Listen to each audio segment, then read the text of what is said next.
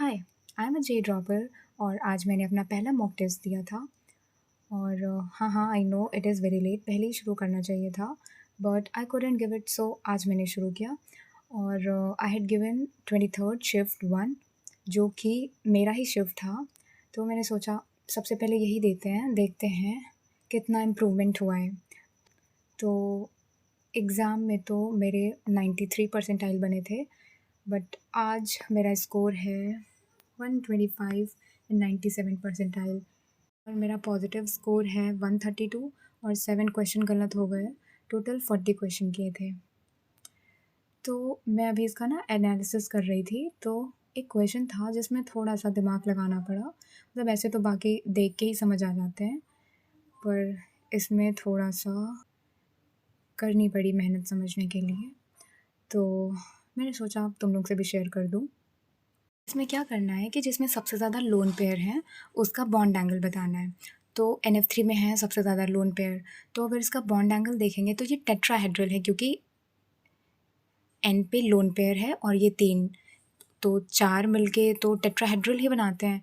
तो टेट्राहेड्रल में bond angle आता था 109 पॉइंट समथिंग, लेकिन इसमें 109 नहीं होता, क्योंकि जब हम लोग ऐसे बनाएंगे तो यहाँ पे लोन पेयर की वजह से रिपल्शन होता है, तो ये थोड़ा सा नीचे आ जाते हैं। जब ये F थोड़ा सा नीचे आ जाएगा तो ये जो 109 होना चाहिए था वो थोड़ा सा घट के 107 हो जाएगा। तो हमने 107 ही किया, लेकिन ये गलत है। वैसे तो मुझे याद था NH3 का, NH3 में 107 होता है, पर NF3 में ऐसा क्या हुआ जिसकी वजह से 102 हो गया। तो देखो यहाँ पे 2 फैक्टर्स हैं। एक तो इस लोन पेयर ने जो रिपल्शन किया और ये F आ गया इधर, तो 107 होना चाहिए था मेरे हिसाब से।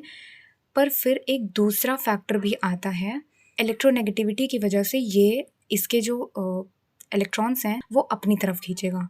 तो ये जो बॉन्ड लेंथ है ना, ये थोड़ी सी लंबी हो जाएगी। थोड़ा क्लियर देख लो, ये ऐसे है तो इसकी बॉन्ड लेंथ थोड़ी सी और लंबी हो जाएगी, तो थीटा कम हो जाता है। अब ऐसा क्यों होता है? जैसे N है, यहाँ पे इतनी छोटी छोटी सी बॉन्ड है, यहाँ पे एटम्स हैं, तो जब इनके इनके बीच में रिपल्शन होगा, क्योंकि ये बहुत ही छोटा है तो ये बहुत पास पास होंगे, तो रिपल्शन की वजह से थीटा ज़्यादा होता है। बट अगर हम लोग बॉन्ड लेंथ थोड़ा सा लंबा कर देंगे, हाँ है, तो उतना ज़्यादा रिपल्शन नहीं करेंगे, तो थीटा छोटा ही रह जाएगा। और इसको समझने का एक और दूसरा सा थोड़ा सा कॉम्प्लिकेटेड तरीका है जो मुझे समझ आया, तो मैं बता रही हूँ कि जो इलेक्ट्रोनेगेटिव एटम होता है ना, वो हेट करता है सामने वाले के एस कैरेक्टर को, और जो लोन पेयर होता है वो लव करता है एस कैरेक्टर को। और यहाँ पे एस कैरेक्टर है, तो इससे ये वाला एस कैरेक्टर बिल्कुल पसंद नहीं है और लोन पेयर को बहुत पसंद है। तो ये क्या करता है कि यहाँ के थोड़े एस कैरेक्टर को थोड़ा सा ऊपर शिफ्ट कर देता है। थोड़ी सी साझेदारी करते हैं, कहते हैं देखो भाई मुझे तो एस कैरेक्टर पसंद नहीं है उतना और तुम्हें पसंद है, तो ये वाला तुम ये ले लो। तो यहाँ पे एस कैरेक्टर डिक्रीज़ हो गया, और जब एस कैरेक्टर डिक्रीज़ हो गया तो थीटा भी कम हो जाएगा, यानी S character is directly proportional to theta. अब ऐसा क्यों होता है ये तो वैसे जानते ही हो गए, बट देखो sp3 में एस कैरेक्टर कम है, यानी कि एस का परसेंटेज कम है, तो यहाँ पे थीटा छोटा होता है ना।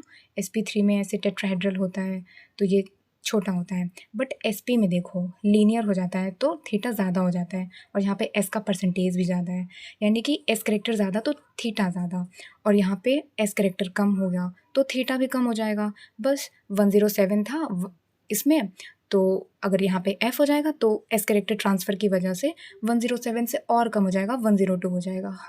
बस आई होप समझ आया होगा। और फिर अभी थोड़ा सा एनालिसिस बाकी ही है, बस केमिस्ट्री के ये इतने क्वेश्चन और बस कंप्लीट हो जाएगा। फिर थोड़ा सा रिवीजन और थोड़ी सी क्वेश्चन प्रैक्टिस और। चलो फिर बाय बाय, टेक केयर।